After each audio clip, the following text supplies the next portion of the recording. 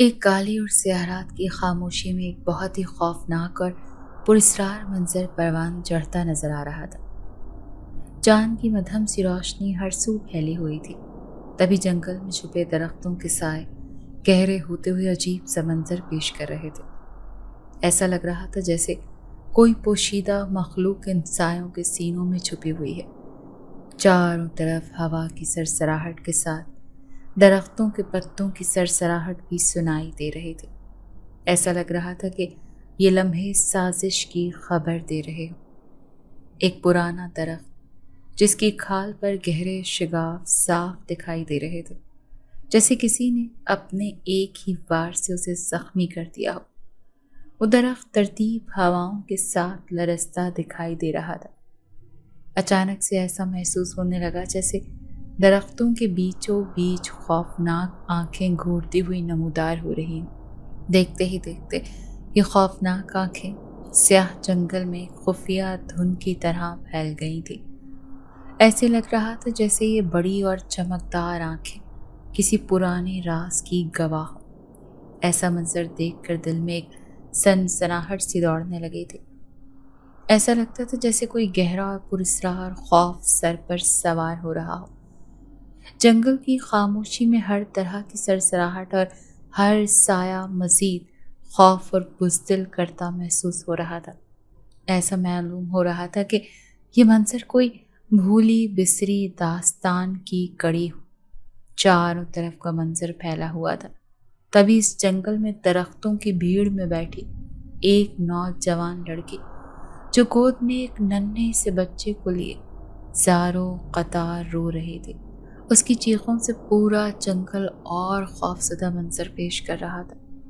ایسا محسوس ہو رہا تھا جیسے اس نوجوان لڑکی نے اپنے جگر گوشے کو اپنے ہاتھوں سے کھو دیا ہو۔ وہ چلا رہی تھی اور اپنے بچے کی زندگی کی بھیک مانگ رہی تھی، لیکن دور دور تک اس کی مدد کرنے والا کوئی بھی نہیں تھا۔ تبھی وہ دنیا کی ستائی ہوئی لڑکی سورہ جن کی ایک آیت کی تلاوت کرنے لگی۔ جیسے ہی اس نے تلاوت شروع کی تو ایک عجیب سا واقعہ پیش آیا جس نے سب کے پسینے چھڑوا دیے۔ میرا نام زرشا ہے اور میں گجرات کے ایک نواحی گاؤں سے تعلق رکھتی ہوں۔ میں اپنے ماں باپ کی اکلوتی بیٹی ہوں۔ میرے ابا ایک دکان کے سامنے سردیوں میں سوپ کا ٹھیلا لگاتے اور گرمیوں میں کلفی کا کام شروع کر لیتے تھے۔ کام اتنا اچھا نہیں چلتا تھا، بس گزر بسر ہو ہی جاتا تھا، کیونکہ گھر کے حالات ایسے نہ تھے کہ میں تعلیم حاصل کر سکتی۔ اسی لیے میں اسکول نہیں جایا کرتی تھی، لیکن گھر کے حالات خراب ہونے کے باوجود بھی میرے اماں ابا نے میری پرورش بہت اچھی کی تھی۔ میرے ابا جو کہ مجھ پر اپنی جان نچھاور کرتے تھے، میرے لیے ہر قسم کی لڑائی کے لیے ہر وقت تیار رہتے تھے۔ ابا کا میرے ساتھ اتنا پیار دیکھ کر میرے رشتہ دار بہت جیلس ہوا کرتے تھے۔ میرے تایا اور چاچا کے بچے میری خوشی کو بالکل بھی برداشت کر ہی نہیں پاتے تھے۔ حالات خراب ہونے کے باوجود ابا میرے لیے سر توڑ کوشش کرتے رہتے اور میری ہر ضرورت کا خیال رکھتے تھے۔ یہ بات میرے رشتہ داروں کو ہضم نہیں ہوتی تھی اور یہی وجہ تھی کہ وہ ہر وقت مجھے پریشان کرنے کی کوشش میں لگے رہتے۔ آج میں بہت خوش تھی۔ ابا میرے لیے نیا جوڑا اور ساتھ کچھ میچنگ جیولری لے کر آئے تھے، کیونکہ میری سالگرہ آنے والی تھی، اسی لیے ابا نے میرے لیے شاپنگ کی تھی۔ ابھی ابا سامان لا کر مجھے پکڑانے ہی والے تھے کہ دروازے پر زوردار دستک ہوئی۔ جیسے ہی میں نے جا کر دروازہ کھولا تو سامنے تایا ابا کی فیملی کھڑی تھی۔ بظاہر تو وہ لوگ مجھ سے بہت محبت کا اظہار کرتے تھے، لیکن اندر ہی اندر جڑیں کاٹنے والوں میں سے تھے۔ میں جانتی تھی کہ مجھے دیکھ کر کوئی بھی خوش نہیں ہوتا۔ میرا اور ابا کا ساتھ کسی کو بھی اچھا نہیں لگتا تھا۔ تبھی میری 2 کزنز اندر داخل ہوئیں اور ابا کے ہاتھ میں کپڑوں کا شاپر دیکھ کر کہنے لگی، ہمیں بھی دکھائیں چاچا، اس میں کیا ہے؟ مجھے اپنی کزن کی ایسی عادتیں بھی پسند نہیں تھیں۔ میں نے جلدی سے منہ بناتے ہوئے اپنا شاپر پکڑا اور اپنے کمرے کی طرف لے کر جانے لگی۔ تبھی میری تائی نے مجھے آواز دیتے ہوئے کہا، چھوٹی بہنیں ہیں، اگر تم انہیں اپنی شاپنگ دکھا دو گی تو وہ تمہارا سامان کھا نہیں جائیں گی۔ مجھے دائی امی کی یہ بات بالکل بھی اچھی نہیں لگتی تھی۔ اس سے پہلے کہ میں ताई अम्मी को जवाब देती। अब्बा ने फ़ौरन से पहले कहा, ज़रशा, अपनी छोटी बहनों को अपनी शॉपिंग दिखाओ, वो तुम्हारी खुशी में खुश होने आई हैं। अब्बा भी जानते थे कि ये लोग कभी भी हमारी किसी खुशी में खुश नहीं होते, लेकिन इसके बावजूद भी अब्बा ने मौके की मुनासिबत को देखते हुए मुझसे ऐसा कहा था। मैं अब्बा की बात कभी नहीं टालती थी। तभी मैंने अब्बा की बात सुनते हुए वापस अपने कज़न की तरफ जाना मुनासिब समझा। मैंने अपने शॉपिंग वाला शॉपर अपनी ताई अम्मी के हाथ में थमा दिया और कहा, ऐसी तो कोई बात नहीं है, इसमें कौन सा कोई ख़जाना छुपा है जो मैंने अपनी बहनों से छुपाना था। मैं तो वैसे ही सामान अंदर रखने के लिए जा रही थी। ताई अम्मी ने बहुत मुंह बनाते हुए मेरे हाथ से शॉपर पकड़ा और मेरे कपड़े देखने लगी। ताई अम्मी के साथ कपड़े देख रही थी और साथ साथ तरह तरह के नुक्स निकाल रही थी। मैं जानती थी कि ताई अम्मी को ये बात बिल्कुल भी नहीं भाई कि इतने ख़राब हालात होने के बावजूद भी अब्बा मेरे लिए शॉपिंग कर चुके थे। ताई अब्बा साथ ही कहने लगे, तुम्हारे हालात इतने अच्छे नहीं हैं, खाने के लाले पड़े हुए हैं और तुम बच्ची की शॉपिंग में जुटे हुए हो। ऐसे पैसे ज़ाया मत किया करो, आने वाले वक्त के लिए संभाल कर रखो। ऐसा लग रहा था कि उनके सीने पर सांप लौटने लगे। उनसे ये बर्दाश्त नहीं हो रहा था कि मेरे लिए नया जोड़ा और मैचिंग ज्वेलरी आई है। 1000 नुक्स निकालने के बाद ताई अम्मी ने कपड़ों वाला शॉपर मेरे हाथ में थमाते हुए कहा, अल्लाह तुम्हारे नसीबों में करे। ऐसा लग रहा था कि इस दुआ में भी कोई ख़ास बद्दुआ छुपी हुई है। ताई अम्मी का लहजा बहुत ही अजीब था। मैंने शुक्रिया कहते हुए अपना शॉपर पकड़ा और कमरे की तरफ जाने लगी। इतने में अम्मा चाय बनाकर सहन में ले आई थी। सब लोग सहन में बैठे बातें कर रहे थे। कुछ देर अम्मा ने सबको चाय पेश की। ताया अब्बा की फैमिली ने चाय पी और वापस अपने घर को चलते बने। ताया अब्बा के जाने के बाद मैंने अब्बा से कहा, मुझे ताया अब्बा और उनकी फैमिली की ये ओछी हरकतें बिल्कुल भी पसंद नहीं हैं। हमने कभी आज तक इनसे जाकर कोई सवाल किया है या इनसे किसी किस्म की कोई इन्फॉर्मेशन लेने की कोशिश की है? ये लोग तो पता नहीं खुद को क्या समझते हैं, जब जी चाहता है मुंह उठाकर हमारी बेइज्जती करने चले आते हैं। अब्बा ने मेरे सर पर प्यार देते हुए कहा कि इतना गुस्सा अच्छा नहीं होता। लोगों का काम है जलना, सो वो अपना काम करते रहते हैं और तुम अपना काम करो। हमें किसी की बातों पर गौर करने की क्या ज़रूरत है। अब्बा बहुत अच्छी तरह से जानते थे कि उनके भाई और भाई की फैमिली किस कदर दकियानूसी है। तभी मुंह लटकाए हुए मैंने अब्बा के कपड़ों के लिए शुक्रिया बोला और अब्बा मेरा चेहरा देखते हुए कहने लगे कि मैं इतनी मोहब्बत से तुम्हारे लिए शॉपिंग करके आया हूँ और तुमने मुंह लटकाए हुए शुक्रिया बोलकर बात ही ख़त्म कर दी। मैंने जल्दी से अपनी बाहों के घेरे में अपने अब्बा को लेते हुए कहा, नहीं, मुंह तो मेरा ताई अम्मी की बात की वजह से लटक गया था। आपसे तो किसी किस्म की कोई नाराज़गी नहीं है। मैं तो आपसे बेहद खुश हूँ, बल्कि मुझे आपको एक और फरमाइश करनी थी। अब्बा ने मेरे सर पर प्यार देते हुए पूछा कि बोलो क्या चाहिए। मैंने अब्बा से कहा, मैं अपनी चंद करीबी सहेलियों के साथ अपनी सालगिरह मनाना चाहती हूँ। क्या आप मुझे केक और कुछ ज़रूरी सामान ला देंगे? अब्बा ने हाँ में सर हिलाते हुए अम्मा से चाय मांगी। अम्मा अब्बा को चाय देते हुए कहने लगी, अभी तो इतना खर्चा करके आए हैं, कल फिर कहाँ से इतना खर्चा करेंगे? तुम अपनी सहेलियों के साथ सालगिरह मत मनाओ। सहेलियों के साथ सालगिरह मनाना तो ज़्यादा ज़रूरी नहीं। अभी अम्मा के मुंह में ये अल्फाज थे कि अब्बा ने फ़ौरन से पहले अम्मा को टोकते हुए कि मेरी बेटी को किसी भी चीज़ के लिए रोकने टोकने की ज़रूरत नहीं है। अभी इसका बाप जिंदा है, वो सब कुछ कर सकता है, तुम्हें परेशान होने की ज़रूरत नहीं। अम्मा सर मारती हुई किचन में वापस चली गई और मैं जल्दी से अब्बा के साथ लगकर अपनी खुशी का इजहार करने लगी। मैं बहुत ज़्यादा खुश थी क्योंकि मैं अपनी सहेलियों के साथ अपनी सालगिरह की खुशी मनाने की तैयारी कर रही थी। अब्बा ने मुझे सब ज़रूरी सामान ला दिया था।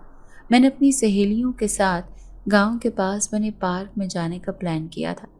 यह पार्क हमारे गांव से बाहर था, लेकिन बहुत ही खूबसूरत बना हुआ था। यहाँ सालगिरह मनाने का मज़ा ही अपना था और यही सोचते हुए हम सब सहेलियों ने पार्क में जाने का प्लान बनाया। अब्बा को इस बात का इल्म था। मैंने सब सामान लिया और अपनी सहेलियों के साथ इस पार्क में पिकनिक मनाने के लिए चली गई। मेरी सहेलियाँ बहुत खुश थीं। सब मेरे लिए बहुत अच्छे अच्छे तोहफे लेकर आई थी। हम बहुत मज़े से सालगिरह मना रहे थे। मैंने अपनी सालगिरह बहुत धूमधाम से मनाई। सालगिरह मनाने के बाद मैं अपनी सहेलियों के साथ अपने गांव वापस लौट आई थी। ایک رات میں سورہ جن کی تلاوت کر رہی تھی جب میں نے اپنے کمرے میں کچھ عجیب سی تبدیلیوں کو محسوس کیا۔ میں نہیں جانتی تھی کہ ان تبدیلیوں کی خاص وجہ سورہ جن ہے۔ میری شروع ہی سے ایک عادت تھی کہ میں سونے سے پہلے قرآن پاک کی تلاوت کر کے سویا کرتی تھی۔ یہ میری عادت بچپن ہی سے تھی۔ جب سے میں نے قرآن پاک مکمل کیا تھا تب سے میری عادت بن چکی تھی کہ میں نے قرآن پاک کی تلاوت کر کے ہی سویا کرتی تھی، اور قرآن پاک میں سب سے زیادہ میں جس سورت کی تلاوت کرتی تھی وہ سورہ جن تھی۔ میں سورہ جن کی چند آیتوں کی تلاوت روزانہ کرتی تھی۔ اب تو مجھے سورہ جن حفظ ہو چکی تھی۔ ایک دفعہ میں سورہ جن کی تلاوت کر رہی تھی جب میری اماں نے مجھے قرآن پاک کی تلاوت کرتے سنا اور مجھ سے پوچھنے لگی کہ تم کون سی سورت کی تلاوت کر رہی تھی۔ میں نے اماں کو بتایا کہ میں سورہ جن کی تلاوت کر رہی تھی۔ اماں میری یہ بات سن کر پریشان ہوئی اور کہنے لگی، تم سورہ جن کی تلاوت باقاعدگی سے کرتی ہو؟ میں نے اماں سے بولا، جی میں باقاعدگی سے سورہ جن کی تلاوت کرتی ہوں۔ مجھے سورہ جن کی تلاوت کرنا بہت اچھا لگتا ہے۔ نہ جانے کیوں میرے دل کو ایک تسکین سے ملتی ہے۔ اماں نے مجھے بہت دفعہ سورہ جن کی تلاوت کرنے سے روکا، کیونکہ اماں اکثر مجھے ڈرایا کرتی تھی کہ سورہ جن کی تلاوت کرنے سے جنات حاضر ہو جاتے ہیں، لیکن میں اماں کی ایک نہیں سنتی تھی۔ مجھے سورہ جن سے ایک الگ ہی لگاؤ تھا، اور اس لگاؤ کی وجہ سے میں ہمیشہ رات کو سونے سے پہلے اس کی تلاوت کر کے ہی سویا کرتی تھی۔ کچھ وقت گزرا تو ہمارے گھر میں عجیب و غریب سی حرکات ہونے لگی۔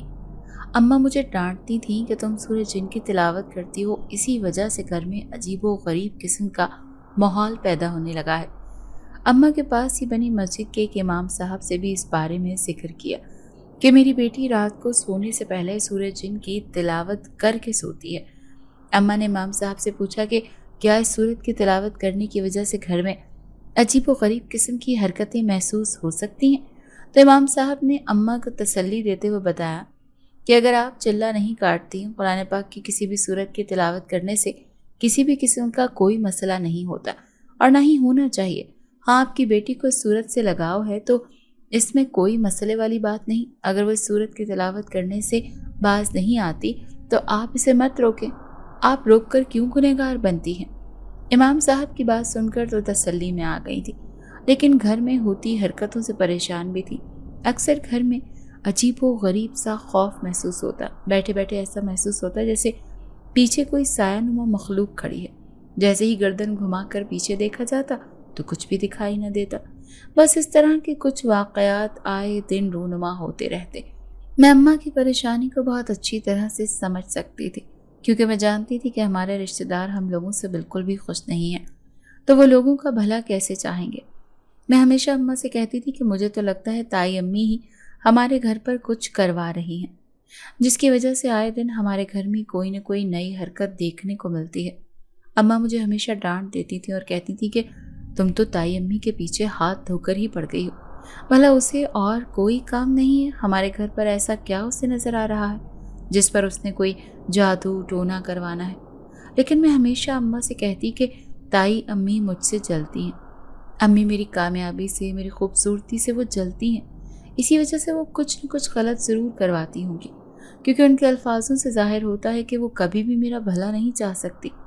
ہمارے گھر میں آئے دن یہ بحث ہوتی رہتی تھی، لیکن اماں کبھی بھی میری باتوں کو نہیں مانتی تھی۔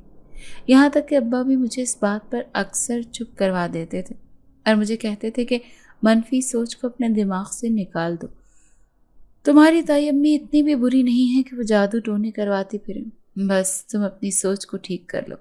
میں اماں اور ابا دونوں کو سمجھا کر تھک گئی تھی، لیکن کوئی بھی میری بات نہیں سمجھتا تھا۔ میں اتنی بات جانتی تھی کہ سورہ جن کی تلاوت کی وجہ سے میری بچت ہو رہی تھی، نہیں تو مجھے اپنے ارد گرد بہت سی عجیب حرکتیں ہوتی ہوئی محسوس ہوتی تھی، لیکن میں کسی سے بھی ان حرکتوں کے بارے میں ذکر نہیں کرتی تھی، کیونکہ میں جانتی تھی کہ چاہے جو مرضی کر لوں میں، میری بات پر کسی کو بھی یقین نہیں آئے گا۔ وقت ایسے ہی گزرتا چلا گیا، حالات بد سے بدتر ہوتے چلے جا رہے تھے۔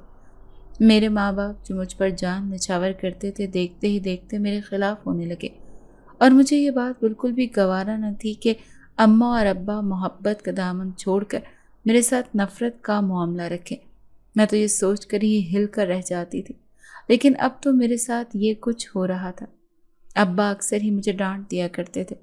मैं कई कई घंटे रोती रहती और सोचती रहती कि ये मेरा वही बाप है जिसने कभी भी मेरी किसी बात को नहीं टाला था। डांटना तो बहुत दूर की बात है, मुझे कभी गुस्से की निगाह से भी नहीं देखा था। अब अब्बा को ऐसा क्या हो गया था कि अब्बा बात बात पर मुझे डांट देते थे। और एक अजीब बात देखने को मिलती थी कि जब भी अब्बा मुझे डांट देते, बाद में अब्बा अपनी उसी बात से बेहद शर्मिंदा होते और मुझसे अक्सर आकर कहते थे कि मुझे नहीं समझ आती कि मुझे एकदम से तुम्हें देखकर गुस्सा क्यों आ जाता है। तुम तो मेरी आंखों की ठंडक हो, फिर न जाने मेरे साथ आजकल ये मामला क्यों पेश आ रहा है।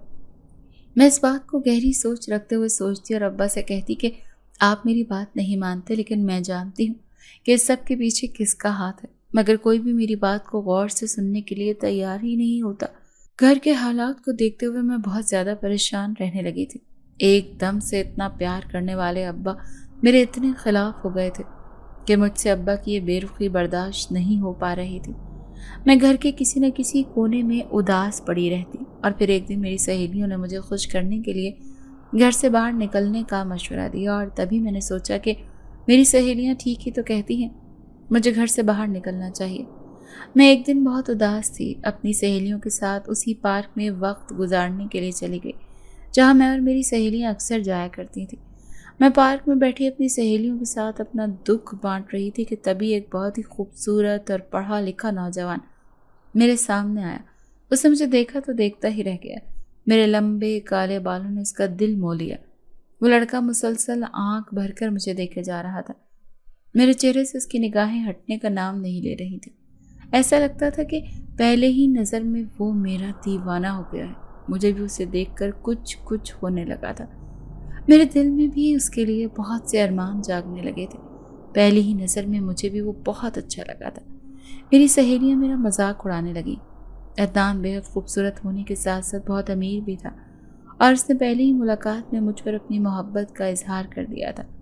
फिर अक्सर मेरी और अदनान की मुलाकात उस पार्क में हुआ करती थी। मैं अक्सर सहेलियों के साथ उस पार्क में आ जाती और यहीं पर अदनान से मुलाकात भी हो जाती थी। मैं और अदनान एक दूसरे को बहुत पसंद करते थे। वक्त गुजरता गया और हमारी दोस्ती वक्त के साथ साथ परवान चढ़ती गई। ये दोस्ती बहुत ही गहरी मोहब्बत में तब्दील होती चली जा रही थी। मुझे सिर्फ परेशानी ये थी कि अदनान इतने अमीर होने के बावजूद भी मुझ जैसी गरीब लड़की से शादी करेंगे भी कि नहीं, या सिर्फ ये टाइम पास ही कर रहे हैं। मैं भी यही सोच रही थी, तभी अदनान ने मुझसे शादी के लिए प्रपोज किया।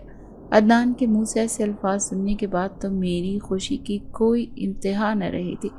मैंने हर मनफी सोच को अपने दिमाग से निकाल दिया था, जो भी मुझे अदनान से दूर करने में हमेशा पेश रहती थी। मैंने कोई जवाब न देते हुए अदनान से कुछ वक्त मांगा। मैंने अदनान से कहा कि मुझे कुछ वक्त चाहिए, मैं अपने घर वालों से बात करके तुम्हें बताऊंगी। अदनान गांव में नहीं रहता था, वो शहर में रहता था। मैं तो इतना जानती थी कि अब्बा मेरे और अदनान के रिश्ते को लेकर कभी भी इनकार नहीं करेंगे, क्योंकि अब्बा के लिए सबसे ज़्यादा मेरी खुशी से बढ़कर और कुछ भी नहीं था। इसलिए मुझे इस बात का तो पक्का यकीन था कि अब्बा मेरी खुशी के लिए अदनान को हंसी हंसी अपना दामाद बना लेंगे। लेकिन परेशानी थी तो इर्द गिर्द के लोगों की। जैसा कि मेरे रिश्तेदार कभी भी इस बात को बर्दाश्त नहीं करेंगे कि मेरा इतनी अच्छी जगह रिश्ता होने जा रहा था। बस यही सोचें मुझे अदनान से वक्त लेने पर मजबूर कर रही थी। मैंने अपने और अदनान के बारे में बहुत सोचा और फिर ये फैसला किया कि मैं खुद भी अदनान के बगैर एक मिनट नहीं रह सकती थी। इसीलिए ये सोचते हुए मैंने अम्मा और अब्बा से अदनान के बारे में बात करने का फैसला किया। जैसे ही मैंने अब्बा से अदनान के बारे में बात की तो अब्बा मेरी बात सुनकर आग बबूला हो गए और मुझसे कहने लगे कि तुम जानती हो कि तुम क्या कह रही हो। तुम्हारी ताई ने कल ही मुझसे तुम्हारे रिश्ते की बात की थी और मैंने उन्हें हाँ में जवाब देने का वादा किया था। मैंने जब अब्बा की बातें सुनी तो मेरा दिल दहल कर रह गया। मैंने अब्बा से कहा कि आप सोच भी कैसे सकते हैं कि मैं ताई अम्मी के घर शादी के लिए रसामंद हो जाऊंगी। जो औरत मुझे मेरे बाप के घर में सुकून से नहीं जीने देती, वो मुझे अपनी बहू बनाकर मेरा क्या हाल करेगी। क्या आपको इन सब बातों को भूल गए हैं? अब्बा मेरी किसी भी बात को मानने के लिए तैयार ही नहीं थे। न जाने ताई अम्मी ने अब्बा को ऐसा क्या खिला दिया था कि अब्बा ताई अम्मी के गुण गाते नहीं थकते थे। मैंने अपने घर में ये बात साफ साफ बोल दी थी कि मैं अगर शादी करूंगी तो अदनान से, नहीं तो सारी जिंदगी कंवारी बैठी रहूंगी और اگر میرے ساتھ کسی نے زور زبردستی کرنے کی کوشش کی تو میں اپنی جان دیتے ہوئے ذرا سا بھی نہیں سوچوں گی، بنا سوچے سمجھے میں کوئی سخت قدم اٹھا لوں گی۔ میری یہ دھمکی کام کر گئی۔ میری یہ باتیں سن کر اماں بہت ہی زیادہ ڈر گئی تھی۔ اماں نے ابا کو بہت سمجھایا اور کہا کہ آپ سرشا کی بات مان لیں ورنہ ہم اپنی بیٹی سے ہاتھ دھو بیٹھیں گے۔ لیکن ابا پر تو جیسے تائی امی کا بھوت سوار ہو گیا تھا۔ نہ جانے تائی امی نے ایسا کیا جادو ابا پر کر دیا تھا جو ابا اپنی بیٹی کی خوشی سے بڑھ کر اپنی بھابھی کی خوشی کو اہمیت دے رہے تھے۔ میں اس وقت کو یاد کر کے روتی تھی جب ابا مجھ پر جان نچھاور کرتے تھے۔ اب تو ابا بالکل ہی تبدیل ہو چکے تھے۔ میں دن رات اللہ تعالیٰ سے دعائیں کرتی تھی کہ مجھے عدنان کے حق میں کر دے۔ میں عدنان کے بغیر ایک منٹ بھی نہیں رہ سکتی تھی۔ تبھی اللہ کی طرف سے کچھ ایسا معجزہ ہوا کہ ابا نے اچانک سے مجھ سے عدنان کے بارے میں پوچھا اور مجھے کہا کہ میری ملاقات اس لڑکے سے کرواؤ۔ اگر وہ مجھے پسند آیا تو میں تمہارا نکاح اس سے کرا دوں گا، اگر وہ مجھے پسند نہ آیا تو تم اپنی تائی کی امی کے بیٹے سے ہی نکاح کرو گی۔ مجھے پھر کسی قسم کی کوئی چالاکی نہیں چاہیے۔ میں نے ابا کی بات مانتے ہوئے عدنان سے ساری بات کی اور عدنان سے کہا کہ اگر ابا سے ایک دفعہ آ کر مل لو۔ عدنان فوراً پہلے ابا سے ملنے کے لیے راضی ہو گئے۔ ابا نے عدنان کو دیکھا تو دیکھتے ہی رہ گئے۔ عدنان بہت امیر طبقے سے تعلق رکھتے تھے۔ عدنان کا بزنس بہت وسیع تھا۔ اماں نے یہ سب دیکھتے ہوئے ابا سے کہا کہ آپ اپنی بیٹی کو اپنے بھائی کے گھر بھیج کر کیوں ذلیل و رسوا کرنا چاہتے ہیں؟ لڑکا بھی اس قدر خوبصورت ہے اور امیر بھی ہے۔ ساری زندگی زرشا عیش و عشرت کی زندگی گزارے گی۔ آپ زرشا کی شادی عدنان سے کرا دیں، اسی میں ہی ہم سب کی بہتری ہے۔ اماں کے بہت سمجھانے پر آخر کار ابا نے میری ضد کے آگے ہتھیار ڈال ہی دیے۔ ابا نے میرا نکاح بنا کسی کو بتایا عدنان سے کر دیا۔ نکاح کے کچھ دن کے بعد میری رخصتی تھی، تب ابا نے گاؤں سے کچھ لوگوں کو بلا کر میری رخصتی عدنان کے ساتھ کر دی۔ یہ بات جب تائی امی کو پتہ چلی تو تائی امی نے گھر میں بہت ہنگامہ کرنا شروع کر دیا۔ آئے دن تائی امی ابا کو بھڑکا کر اماں کے خلاف کر دیتی تھی۔ اماں بیچاری ابا کی ڈانٹ سنتی اور خاموشی سے مار کھا لیتی تھی۔ میں عدنان کے ساتھ شادی کر کے اس کے گھر کی زینت بن چکی تھی۔ آج میں نے پہلی دفعہ عدنان کا گھر دیکھا۔ عدنان کا گھر بہت ہی خوبصورت اور بہت بڑا تھا۔ عدنان اس گھر میں اکیلے نہیں رہتے تھے کیونکہ عدنان کے ماں باپ بچپن میں ہی وفات پا گئے تھے۔ عدنان کی خالہ نے عدنان کو پالا تھا اور عدنان اپنی خالہ کے ساتھ ہی اپنے گھر میں رہتے تھے۔ عدنان کا بزنس بہت وسیع تھا۔ میں عدنان سے شادی کر کے بہت اچھی زندگی گزار رہی تھی۔ میں بہت خوشگوار زندگی گزار رہی تھی اور یہ بات میرے رشتہ داروں سے برداشت نہیں ہو رہی تھی۔ تائی امی تو ابا سے سخت ناراض تھی اور تائی ابا نے بھی ابا کے ساتھ میل جول ختم کر دیا تھا۔ سب نے ابا کو بہت ذلیل و رسوا کیا لیکن ابا نے کسی کے آگے اپنی زبان تک نہ کھولی، مگر سب سے ذلیل و رسوا ہوتے رہے، لیکن کسی کو بھی اتنا نہ کہہ سکے کہ میری بیٹی کی خوشی میں ہی میری خوشی تھی۔ اکثر ابا اماں سے لڑائی جھگڑا کرتے کہ تمہاری اور تمہاری بیٹی کی وجہ سے مجھے اپنے بھائی اور بھابھی کی باتیں سننے کو ملتی ہیں، تو اماں اور ابا کی اکثر ان باتوں کو لے کر لڑائی ہو جایا کرتی تھی۔ اماں اکثر مجھے فون پر بتایا کرتی تھی کہ تمہارے ابا نے آج ان سے بات سے میرے ساتھ جھگڑا کیا ہے۔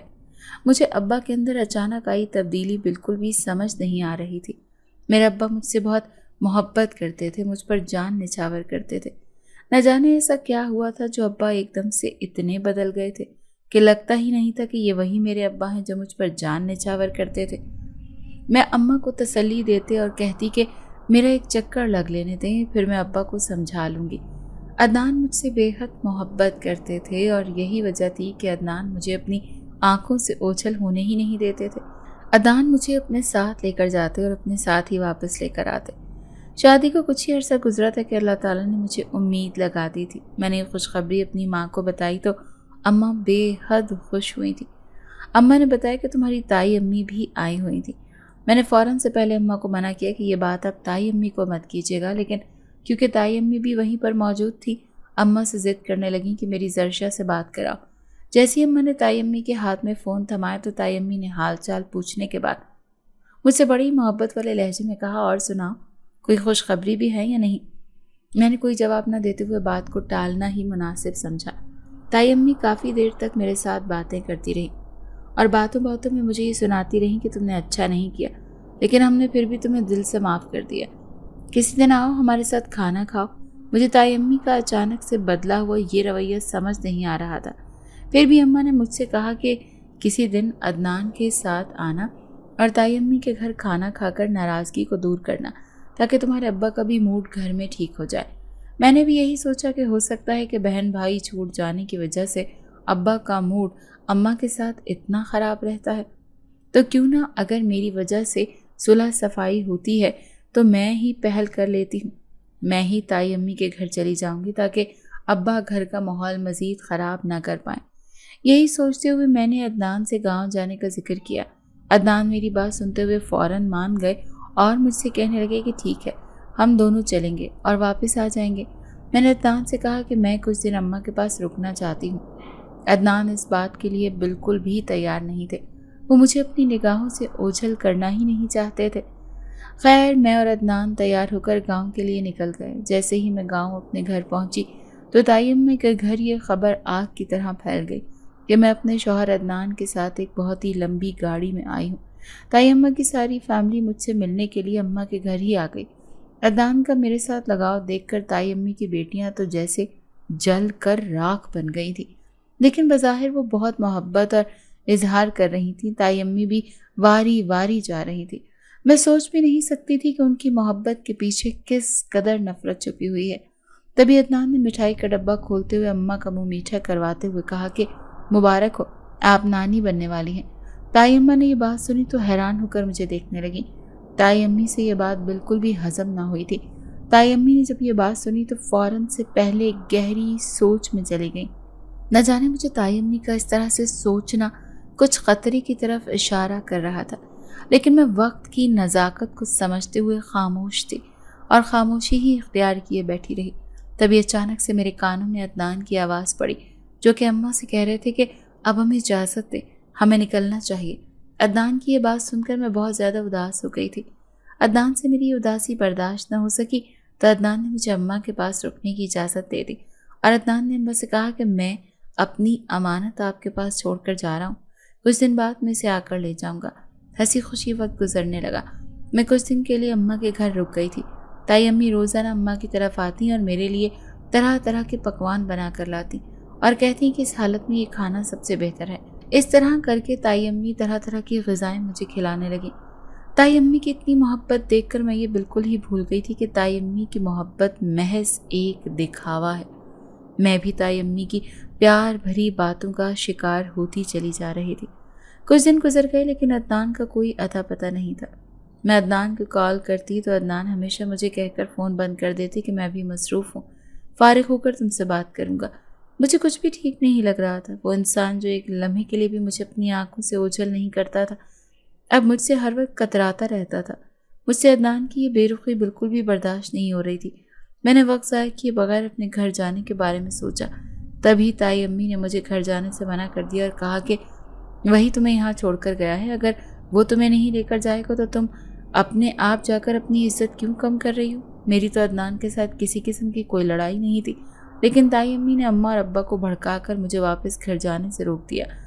देखते ही देखते मेरा हंसता बसता घर उजड़ने लगा और इसके मकाम पर आ पहुंचा। कुछ समझ नहीं आ रहा था कि आखिरकार मेरे साथ हो क्या रहा है। वक्त गुजरता गया और मैं एक ऐसे मोड़ पर तन्हा चलती चली जा रही थी जिस पर मुझे अपने शौहर के साथ की बेहद ज़रूरत थी, लेकिन अदनान मेरे साथ नहीं थे। अदनान का ये बेरुखी वाला रवैया मुझसे बर्दाश्त नहीं हो रहा था। मेरे लाख फ़ोन करने पर भी अदनान ने जब मुझे कोई अच्छा रिस्पॉन्स नहीं दिया तो मैं भी सब्र करके बैठ गई थी, क्योंकि एक तो मेरी हालत बहुत ख़राब थी और दूसरा अदनान की बेरुखी की वजह से मैं दिन ब दिन बहुत ज़्यादा बीमार रहने लगी थी। मेरी हालत पागलों वाली होती चली जा रही थी।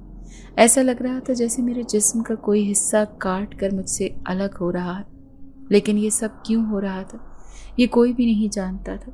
जब ये सब मामलात मेरे साथ चल रहे थे तब मैंने एक दिन बैठे हुए सोचा कि यहाँ आने से पहले अदनान मेरे साथ बिल्कुल ठीक थे, लेकिन ऐसा क्या हुआ कि एकदम से अदनान की मोहब्बत बेरुखी में तब्दील होती चली गई।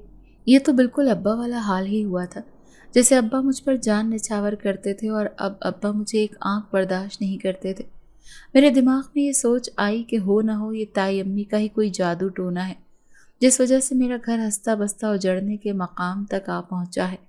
میں نے اماں سے صاف الفاظ میں کہہ دیا کہ اب دائی امی اس گھر میں قدم نہ رکھے اور میں بچہ پیدا کرتے ہی اپنے گھر واپس چلی جاؤں گی۔ ایک رات میری طبیعت بہت زیادہ خراب ہوئی۔ اماں مجھے فوراً سے پہلے گاؤں میں بنی ایک ڈسپینسری پر لے گئیں۔ نارمل ڈیلیوری کے ساتھ میں نے ایک بہت ہی خوبصورت بچے کو جنم دیا تھا۔ اماں مجھے اسی ڈسپینسری میں چھوڑ کر گھر چلی گئیں۔ میں نے موقع پا کر جیسے ہی عدنان کو بیٹے کی خوشخبری دینی چاہی تو عدنان نے بنا میری بات سنے ہی کال کاٹ دی۔ عدنان کا رویہ کچھ ایسا ہوتا چلا جا رہا تھا جو کہ مجھ سے برداشت ہی نہیں ہو رہا تھا۔ کچھ گھنٹے ڈسپینسری پر گزارنے کے بعد یہ سوچتے ہوئے میں گھر کی طرف روانہ ہو گئی کہ میں ابھی اپنا سارا سامان پیک کر کے ابھی اپنے گھر واپس لوٹ جاؤں گی۔ پھر عدنان بیٹے کی شکل دیکھ کر ضرور اپنا رویہ میرے ساتھ ٹھیک کر لیں گے۔ گھر کے راستے میں آتے ایک جنگل کے قریب سے جب میرا گزر ہوا تو میں نے اپنے ارد گرد بہت سے کالے سایوں کو منڈلاتے ہوئے دیکھا۔ ہواؤں نے اپنا رخ بدل لیا تھا۔ میں خوف کے مارے ایک درخت کے ساتھ ٹیک لگا کر بیٹھ گئی۔ میرے ساتھ کوئی بھی نہیں تھا۔ میں تنہا اس حالت میں اکیلی ایک درخت کے ساتھ ٹیک لگائے بیٹھی تھی کہ تبھی میں نے اپنی گود میں پڑے اپنے بچے کی طرف غور سے دیکھتے ہی دیکھتے میرے بچے میری ہی گود میں دم توڑ گیا۔ میری تو روح ہی جیسے تڑپ اٹھی تھی۔ مجھ سے یہ سب کچھ برداشت نہیں ہو رہا تھا۔ میں چیخ کر مدد کے لیے چلانے لگی تھی، لیکن کوئی بھی میری مدد کرنے والا نہیں تھا۔ میں کافی دیر تک اپنے بچے کو ہلاتی جلاتی رہی کہ اس کی سانس بحال ہو جائے، لیکن میرے بچے نے میری گود میں ہی ایسی آنکھیں بند کی کہ جیسے اس نے کبھی اپنی آنکھیں کھولی ہی نہ ہو۔ میں تکلیف سے تڑپ رہی تھی اور اپنے رب کے آگے گڑ گڑا کر دعا مانگ رہی تھی کہ میری اولاد مجھے واپس دے دو۔ میں اپنے بچے کے بغیر نہیں جی سکتی۔ مجھ سے تو عدنان کی جدائی برداشت نہیں ہو رہی، اوپر سے مجھے بچے کی جدائی کا غم کھائے جا رہا تھا۔ میں روئے جا رہی تھی۔ روتے ہی روتے مجھے اپنی تائی امی کی شکل سامنے آتے دکھائی دینے لگی۔ دیکھتے ہی دیکھتے وہ شکل ایک عجیب و غریب خوفناک شکل میں بدلنے لگی۔ میں یہ بات بخوبی سمجھ گئی تھی کہ یہ سب کچھ تائی امی کے جادو ٹونے کا نتیجہ ہے۔ مجھے بے حد غصہ آنے لگا اور میں نے اسی غصے میں اونچی آواز میں سورہ جن کی تلاوت شروع کر دی۔ میں سورہ جن کی ایک آیت کو مسلسل پڑھتی جا رہی تھی اور میرے مسلسل پڑھنے سے پورے جنگل میں ایک تہلکہ سمجھ گیا تھا۔ ہر طرف عجیب و غریب اور خوفناک آوازیں گونجنے لگی تھیں۔ چاروں اور تیز آندھی نے آ گھیرا تھا۔ درخت کے پتوں کی سنسناہٹ سے پورا جنگل خوفناک منظر پیش کرنے لگا تھا۔ تیز آندھی کے ساتھ طوفانی بارش نے پورے جنگل پر قبضہ جمائے رکھا تھا۔ ایسا لگ رہا تھا کہ بہت سے سیاہ سائے میرے ارد گرد منڈلا رہے ہیں۔ اس کے باوجود بھی میں نے اپنی زبان سے سورہ جن کی تلاوت کرنا نہیں چھوڑی تھی۔ میں مسلسل سورہ جن کی تلاوت کیے جا رہی تھی اور اپنے رب سے دل ہی دل میں یہ دعا کر رہی تھی کہ اے اللہ، تجھے تیرے اسی پاک کلام کا واسطہ ہے، میرے بچے کو مجھے واپس دے دے، میری گود مت اجاڑ، میری گود پھر سے ہری بھری کر دے۔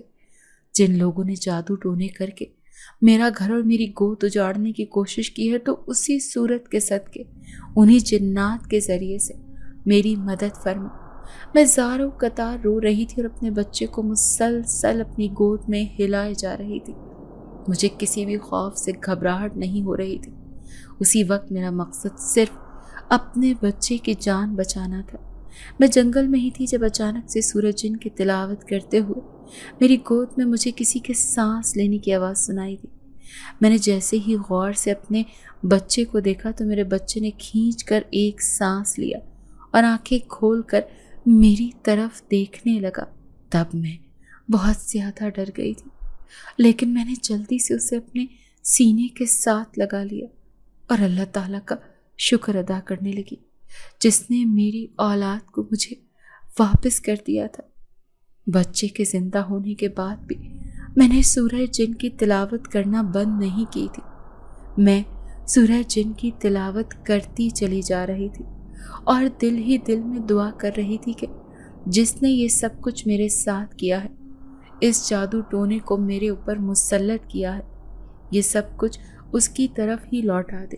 جو کوئی میرا گھر خراب کرنے کی کوشش کر رہا ہے، یہ سب کچھ اسی کی طرف پلٹ جائے۔ میں تب تک اس ویران جگہ پر یہ تلاوت کی जब तक मुझे इस बात की तसल्ली न हो गई कि अब मेरे ऊपर किसी भी किस्म का कोई काला जादू या टोना ने असर नहीं करना। मैंने तब तक उस सूरत की तिलावत की। देखते ही देखते गहरी काली रात सुबह के उजाले में तब्दील होती हुई दिखाई देने लगी। मैंने अपने जिंदा बच्चे को अपने सीने से लगाया और अपने घर की तरफ जाने लगी। जैसे ही मैं घर पहुंची तो मुझे उस हालत में देखकर मेरे अब्बा तड़प उठे। ऐसा लगता था कि मेरे अब्बा पर किया गया हर किस्म का वार आज ख़त्म हो चुका था। आज फिर से मेरे अब्बा मुझे देखकर तड़प उठे थे और मुझे अपने साथ लगाकर रोने लगे और मुझसे माफ़ी मांगने लगे कि न जाने मेरा तुम्हारे साथ रवैया इतना ख़राब क्यों हो गया था। मैंने जंगल में अपने साथ पेश आए सारे हादसात के बारे में अम्मा से जिक्र किया। अम्मा ये बात सुनकर बेहद परेशान होने लगी और मुझसे कहने लगी, शायद तुम ठीक ही कहती हो। आज तुम्हारी सूरत ने ही तुम्हें बचा लिया है और इसी सूरत ने ही तुम्हारी और तुम्हारे बच्चे की हिफाजत की है।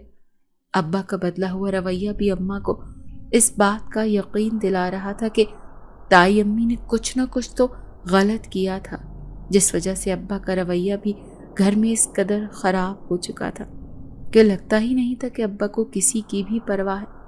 अभी मैं और अम्मा यही बातें कर रहे थे कि दरवाजे पर ज़ोरदार दस्तक हुई। जैसे ही अम्मा ने जाकर दरवाज़ा खोला तो सामने अदनान को देखकर अम्मा खुशी के मारे अंदर दौड़ती हुई आई और मुझसे आकर कहने लगी, तुम जानती हो कि बाहर कौन आया है? मैंने नाम में सर हिलाते हुए हैरान होकर अम्मा के चेहरे की तरफ देखा। अम्मा ने बताया कि बाहर अदनान आया है। अम्मा के मुंह से निकलते हुए ये अल्फाज सुनकर मैं ज़ारो कतार रोने लगी। तभी अदनान मेरे सामने आकर खड़े हो गए और मुझसे माफ़ी मांगने लगे और कहने लगे कि न जाने मुझे क्या हो गया था कि मुझे तुमसे नफ़रत सी होने लगी थी और दिल चाहता था कि मैं तुम्हें कभी दोबारा देखूं भी ना, लेकिन आज पता नहीं सुबह से ही मेरा दिल तुम्हारे लिए तड़प रहा था। ऐसा लगा था कि मुझे काफ़ी वक्त के बाद जैसे आज होश आया है। मुझे ऐसा लगता था कि मेरा दिलो दिमाग किसी ने अपने काबू में कर रखा था। अभी अदनान अपने किए पर शर्मिंदा हो ही रहे थे कि अब्बा को बाहर से कुछ आवाज़ें आने लगी। अब्बा दौड़कर दरवाजे के पास गए तो अब्बा ने देखा कि ताई अम्मी के पूरे घर को आग लगी हुई थी।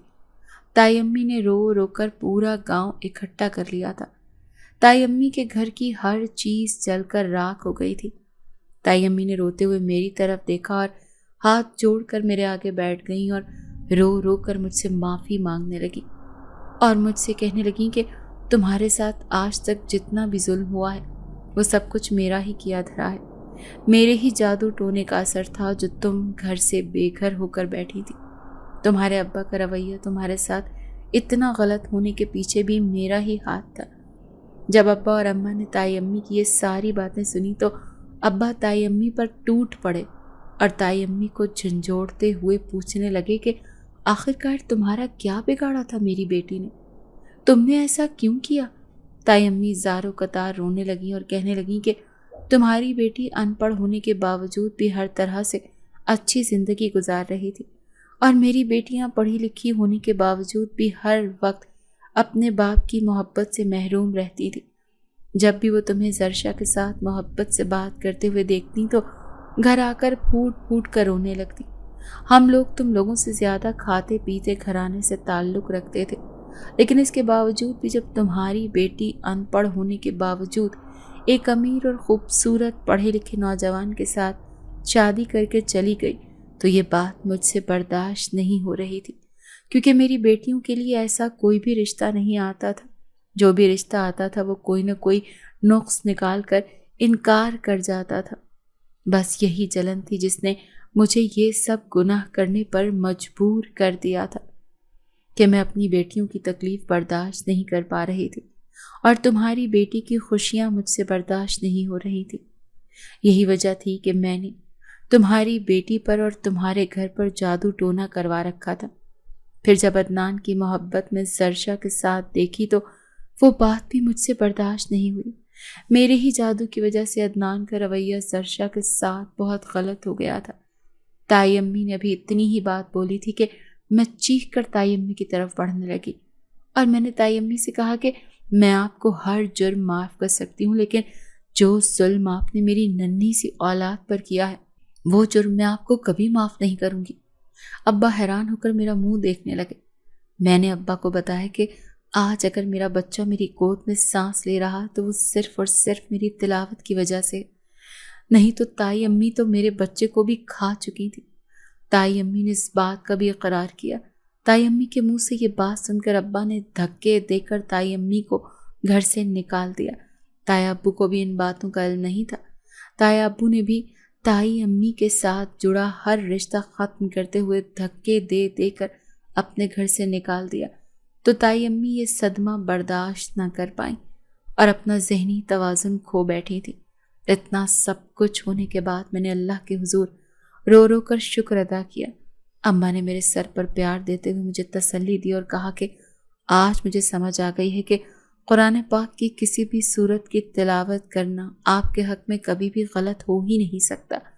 کہیں نہ کہیں آپ کی گئی تلاوت آپ کی حفاظت ضرور کرتی ہے۔ اس واقعے کو 7 سال گزر چکے ہیں اور تائی امی صدمہ برداشت نہ کرتے ہوئے اپنا ذہنی توازن کھو بیٹھنے کی وجہ سے ایک پاگل خانے میں داخل ہو گئی تھی۔ تائی امی آج بھی اسی پاگل خانے میں اپنی باقی کی زندگی گزار رہی ہیں۔ ان کے بارے میں سوچ کر مجھے بہت ہی برا لگتا ہے، لیکن کسی نے سچ ہی کہا ہے کہ جو کسی کے لیے گڑھا کھودتا ہے وہ ہمیشہ خود ہی اس گھڑے میں جا گرتا ہے۔ میں نے خود کو سمجھا لیا تھا کہ پریشانیاں اور تکلیفیں ہمیشہ کے لیے زندگی میں نہیں آتی۔ یہ پریشانیاں ہمیشہ عارضی ہوتی ہیں۔ زندگی میں ہر دکھ کے بعد ایک نیا آغاز ہوتا ہے۔ میں نے یہ بات جان لی تھی کہ زندگی میں محبت اور امید کا دامن کبھی نہیں چھوڑنا چاہیے۔ یہ میری امیدیں تھیں جس کے بنا پر میں نے اپنے بچے کے ختم ہوئے سانس دوبارہ پا لیے۔ جب میں تائی امی کے بارے میں سوچتی ہوں تو میں خدا سے معافی مانگتی ہوں اور یہ دعا کرتی ہوں کہ اللہ تعالیٰ تائی امی کو معاف کر دے، اور اللہ کا شکر ادا کرتی ہوں جس نے مجھے اس برے وقت میں بچا لیا۔ آج میں اپنے شوہر عدنان اور اپنے بیٹے ارحم کے ساتھ ایک بہت ہی خوبصورت اور خوشگوار زندگی گزار رہی ہوں۔ اس کہانی میں ایک پیغام چھپا ہے کہ دکھ اور مایوسی ایک امید اور خوشی کی طرف بڑھنے کا سفر ہے، اور یہی امیدیں آپ کے جذبات کی عکاسی کرتی دکھائی دیتی ہیں۔